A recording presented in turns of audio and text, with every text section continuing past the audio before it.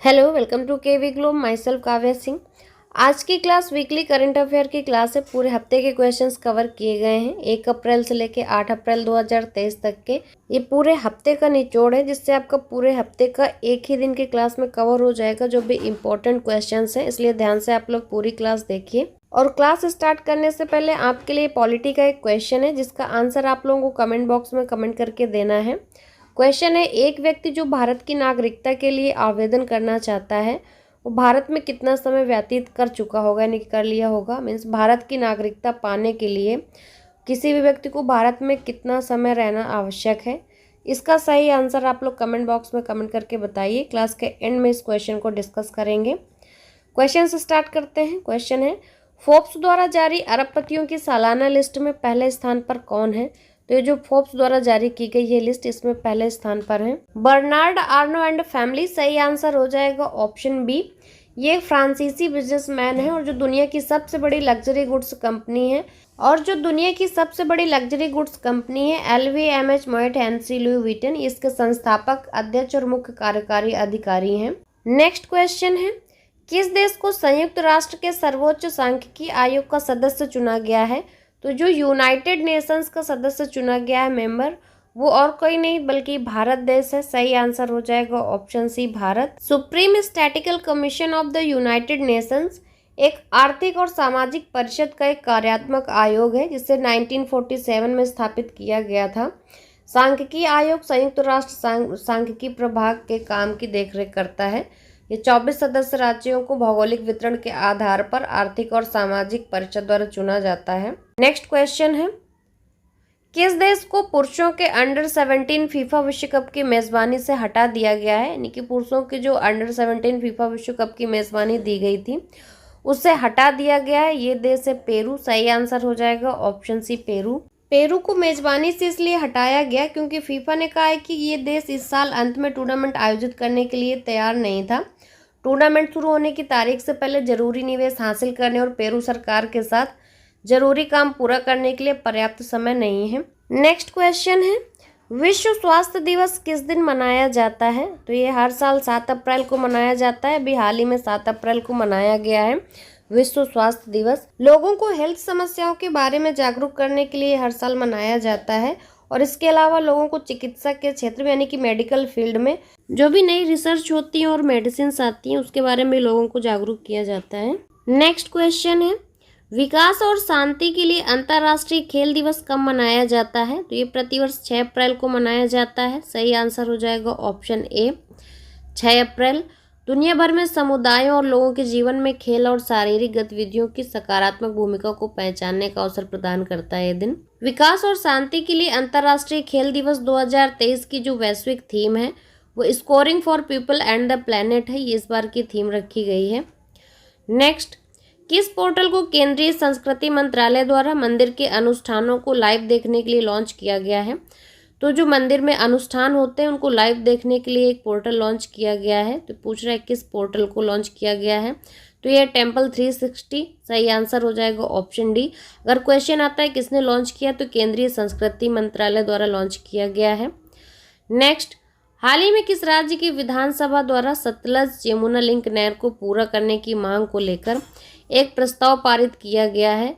तो ये राज्य हरियाणा। सही आंसर हो जाएगा ऑप्शन ए, हरियाणा। हरियाणा की विधानसभा द्वारा सतलज यमुना लिंक नहर है जो इसको पूरा करने की मांग को लेके ये प्रस्ताव पारित किया गया है। नेक्स्ट क्वेश्चन है, किस भारतीय अमेरिकी ने विदेश विभाग में प्रबंधन व संसाधन मामलों के उप सचिव का कार्यभार संभाला है। तो विदेश विभाग में जो प्रबंधन व संसाधन मामलों के उप सचिव का कार्यभार संभाला ये रिचर्ड वर्मा। सही आंसर हो जाएगा ऑप्शन बी। रिचर्ड वर्मा भारतीय अमेरिकी राजनयिक हैं। पिछले साल दिसंबर में 54 साल के रिचर्ड वर्मा को अमेरिकी राष्ट्रपति जो बाइडेन ने टॉप डिप्लोमेटिक पोस्ट के लिए भी नामित किया था। नेक्स्ट क्वेश्चन है, कौन सा देश नाटो का 31वां सदस्य बना है हाल ही में। सही आंसर हो जाएगा ऑप्शन ए, फिनलैंड। फिनलैंड हाल ही में 31st मेंबर बन गया है नाटो का। नाटो का full form North Atlantic Treaty Organization है। नाटो दुनिया का सबसे बड़ा सैन्य गठबंधन संगठन है। इसकी शुरुआत दूसरे विश्व युद्ध के बाद की गई थी। नेक्स्ट क्वेश्चन है, वाराणसी के किस उत्पाद को हाल ही में जीआई टैग प्रदान किया गया है। तो बनारस की दो चीज़ों को जीआई टैग हाल ही में दिया गया है, एक बनारसी पान है और जो दूसरा बनारसी लंगड़ा आम फेमस है उसको भी जीआई टैग दिया गया है। तो वाराणसी के बनारसी पान और बनारसी लंगड़ा आम को जीआई टैग मिला है। सही आंसर हो जाएगा ऑप्शन सी, ए और बी। जीआई टैग का फुल फॉर्म होता है जियोग्राफिकल इंडिकेशन टैग, यानी कि एक ऐसी स्थिति है जो किसी विशेष क्षेत्र से संबंधित उत्पाद को दिया जाता है, उसकी स्पेशल क्वालिटी के लिए ये टैग दिया जाता है। नेक्स्ट क्वेश्चन है, भारत की किस स्पेस स्टार्टअप ने 3D प्रिंटेड क्रायोजेनिक इंजन का सफल परीक्षण किया है? तो ये जो 3D प्रिंटेड क्रायोजेनिक इंजन का परीक्षण किया है ये भारत के स्पेस स्टार्टअप ने किया है। पूछ रहे कौन सा है ये? तो ये स्काई रूट एरोस्पेस है। सही आंसर हो जाएगा option B, Skyroot Aerospace, जिसने 3D प्रिंटेड क्रायोजेनिक इंजन का सक्सेसफुली टेस्ट कर लिया है। नेक्स्ट क्वेश्चन है, डोप टेस्ट में फेल होने के कारण किस महिला वेट लिफ्टर पर 4 साल का प्रतिबंध लगा दिया गया है? तो जो डोप टेस्ट होता है उसमें ये फेल हुई है, ये वेट लिफ्टर है संजीता चानू, जिसकी वजह से 4 साल का इनको 4 साल के लिए इनको बैन कर दिया गया है। डोप टेस्ट क्या होता है ये भी समझ लीजिए। ताकत बढ़ाने वाली जो मेडिसिन होती हैं इसको जो यूज़ करते हैं उनको पकड़ने के लिए डोप टेस्ट किया जाता है। किसी भी इवेंट से पहले या ट्रेनिंग कैंप के दौरान डोप टेस्ट में जो प्लेयर्स होते हैं उनका यूरिन का सैंपल लिया जाता है, जिससे टेस्टिंग होती है।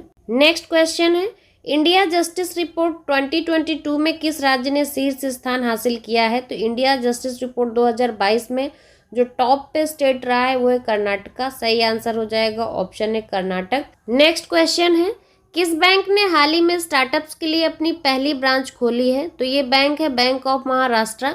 सही आंसर हो जाएगा option B, bank of Maharashtra ने स्टार्टअप्स के लिए अपनी पहली ब्रांच खोली है। नेक्स्ट है, फिक्की लेडीज ऑर्गेनाइजेशन यानी कि एफएलओ के 40वें अध्यक्ष के रूप में किसने पदभार ग्रहण किया है? तो जो फिक्की लेडीज ऑर्गेनाइजेशन की 40वीं अध्यक्ष नियुक्त की गई हैं ये है सुधा शिव कुमार। सही आंसर हो जाएगा ऑप्शन ए। फिक्की एफएलओ दक्षिण पूर्व एशिया का सबसे पुराना महिला नेतृत्व वाला और महिला केंद्रित व्यवसाय कक्ष है। नेक्स्ट क्वेश्चन है, नासा ने अपने चंद्र मिशन आर्टेमिस 2 के लिए कितने अंतरिक्ष यात्रियों के नाम की घोषणा की है? तो ये नासा का चंद्र मिशन है आर्टेमिस 2, इसमें अंतरिक्ष यात्रियों की जो घोषणा की गई है 4 अंतरिक्ष यात्रियों को की गई है। सही आंसर हो जाएगा ऑप्शन सी। आर्टेमिस 2 मिशन के तहत अगले साल 4 एस्ट्रोनॉट चांद के चारों तरफ चक्कर लगाकर वापस धरती पर आएंगे और इस क्रू में पहली बार एक महिला और एक अफ्रीकन अमेरिकन एस्ट्रोनॉट भी शामिल होगा। अपोलो मिशन के 50 साल से ज़्यादा समय के बाद कोई इंसान चंद्रमा तक जाएगा ये। नेक्स्ट क्वेश्चन है, कौन सा अफ्रीकी देश अपना पहला operational you earth observation satellite launch करने जा रहा है? सही आंसर है ऑप्शन ए केन्या। केन्या अपना पहला operational you earth observation satellite launch करने के लिए तैयार है। इसका नाम ताइफा 1 सैटेलाइट है। केन्या स्पेस एजेंसी के से 11 अप्रैल को कैलिफोर्निया में वैंडनबर्ग स्पेस फोर्स बेस से स्पेसएक्स फाल्कन 9 रॉकेट पर उपग्रह लॉन्च करेगी। नेक्स्ट, वर्ल्ड बैंक ने वित्त वर्ष 2024 के लिए भारत के विकास दर को 6.6% से घटाकर कितना कर दिया है? तो भारत के विकास दर जो थी 6.6%, ये घटकर हो गई है 6.30%। सही आंसर हो जाएगा ऑप्शन सी। वर्ल्ड बैंक ने वित्त वर्ष 2024 के लिए ये घटाकर 6.3% की है। So the right answer is option C. The next one is, किसे भारतीय रिजर्व बैंक के नए कार्यकारी निदेशक के रूप में नियुक्त किया गया है? So the new executive director of Reserve Bank of India is Neeraj Nigam. He has been appointed as the new executive director of Reserve Bank of India. So the right answer is option A. Next question, Bharat किस देश के साथ स्लीनेक्स 2023 maritime exercise में भाग ले रहा है? स्लीनेक्स 2023 maritime exercise में भाग ले रहा है भारत, और ये भाग ले रहा है श्रीलंका के साथ। सही आंसर हो जाएगा ऑप्शन बी श्रीलंका। ये अभ्यास कोलंबो में आयोजित हो रहा है और ये समुद्री संयुक्त अभ्यास 2 अलग अलग चरणों में हो रहा है। भारत श्रीलंका द्विपक्षीय समुद्री अभ्यास है, इसको स्लाइनेक्स 23 नाम दिया गया है। नेक्स्ट क्वेश्चन है, इसरो ने रीयूजेबल लॉन्च व्हीकल की सफल टेस्टिंग डीआरडीओ और किसके सहयोग के साथ किया है? तो इसरो ने रीयूजेबल लॉन्च व्हीकल की सफल टेस्टिंग कर ली है, डीआरडीओ के साथ की। डीआरडीओ और किसके सहयोग से की ये पूछ रहा है। तो डीआरडीओ और इंडियन एयरफोर्स के सहयोग के साथ किया है इसका सफल टेस्टिंग। सही आंसर हो जाएगा ऑप्शन बी। ये जो आरएलवी है यानी कि रीयूजेबल लॉन्च व्हीकल, इसके विकास के माध्यम से बहुत अधिक लागत के कारण लगाई गई चुनौतियों का समाधान किया जा सकता है। नेक्स्ट क्वेश्चन है, किसने हाल ही में नौसेना संचालन के महानिदेशक का कार्यभार ग्रहण किया है? तो director general of naval operations ये नियुक्त हुए हैं अतुल आनंद। सही आंसर हो जाएगा ऑप्शन बी अतुल आनंद। क्लास के स्टार्टिंग में आपसे क्वेश्चन पूछा था कि एक व्यक्ति जो भारत की नागरिकता के लिए आवेदन करना चाहता है तो भारत में कितना समय व्यतीत कर लिया होना चाहिए उसको, यानी कि भारत की नागरिकता पाने के लिए इस भारत में कितने साल रहना आवश्यक है।